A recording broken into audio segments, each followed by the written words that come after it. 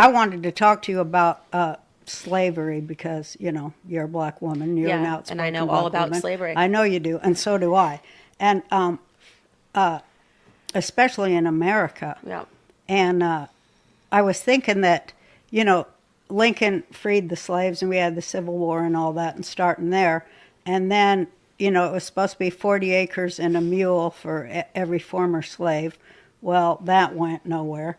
But then, shortly thereafter, they bring in that 1871 signing away, bring in that other thing where we're all slaves to England and, the Corporation of the United States of America, where we have to start paying taxes back to England and the Vatican banks in Switzerland, which in effect nullified 1776 and made us all subjects again of a corporation that serves Great Britain.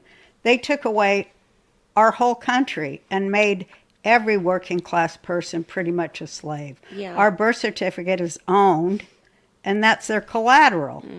Well, I talked about this in my book, and it's just a fact, is that slavery never went away in this country. It just mutated. There are forms of slavery that people will no longer tolerate, and then the government smartens up and says, okay, how can we convince people that they're free and still have them be enslaved, which is really the conversation that we're having about the grocery store. The whole concept of, whoa, it's freedom, it's progress, and actually it's the most regressive thing ever. You don't know how to take care of yourself. You are literally relying on the government. I mean, you saw this in COVID. People are begging, the government, can I go outside? Can I do these things? You're a slave. You're absolutely a slave. Absolutely. And so there are tons of different ways that they've mutated slavery, and especially amongst Black Americans. It's fascinating. It's almost exactly what they did on the plantation. Yeah. It's just you can't physically, you're not seeing it with your own eyes. But and you're not allowed to name it.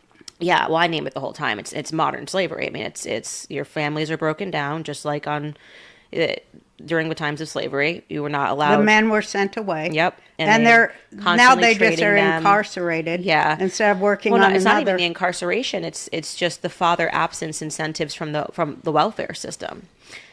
Quite literally, we will give a baby mama more money for not marrying a man. And so the women don't marry men. And you had actual government agents coming down to inspect the homes of Black women to make sure that the Black men weren't there. That was that whole Moynihan thing. Yeah, that's exactly right.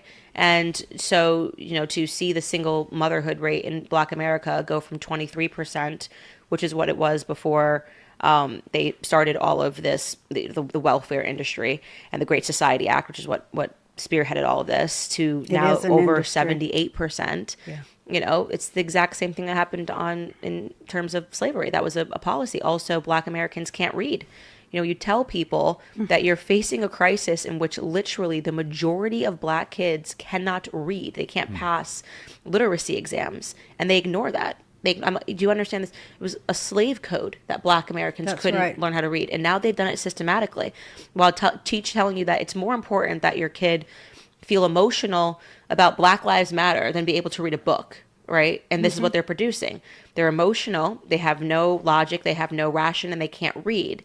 When you look at inner cities like Baltimore and you look across 5 schools and they can't find a single child that's proficient in reading and writing. That's not an accident. That's not an accident. It's a pipeline from those public schools to prison.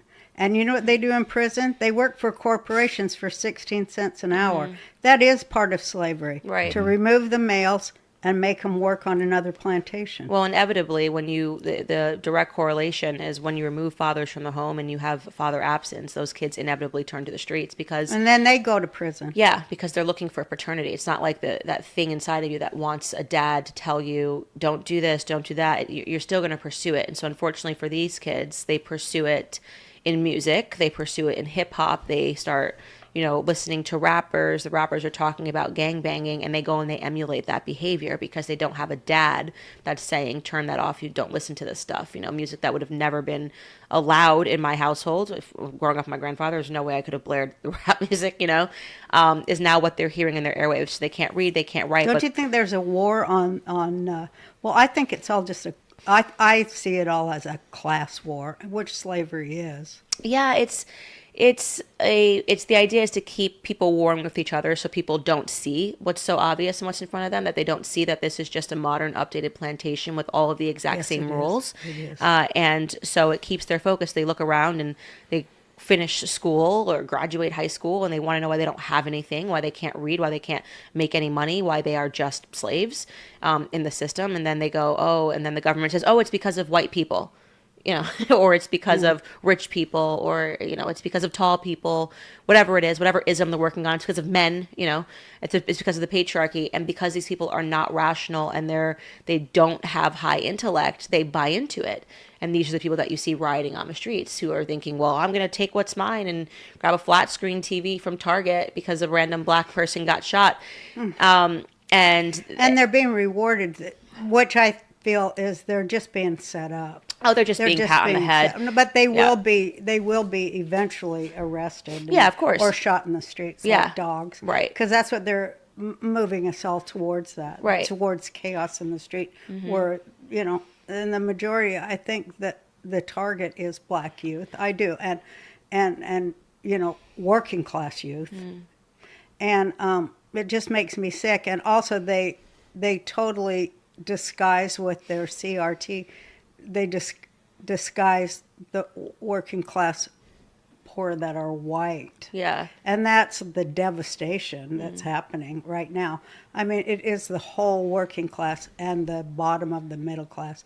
And they did it on purpose because they go where the money is and they just take the money. And that's what causes the collapse of everything. When they take the money out of a community or out of a whole class, of course it's going to collapse and people are going to turn on each other. Right. And they do it on purpose and they pocket the shit. Yeah.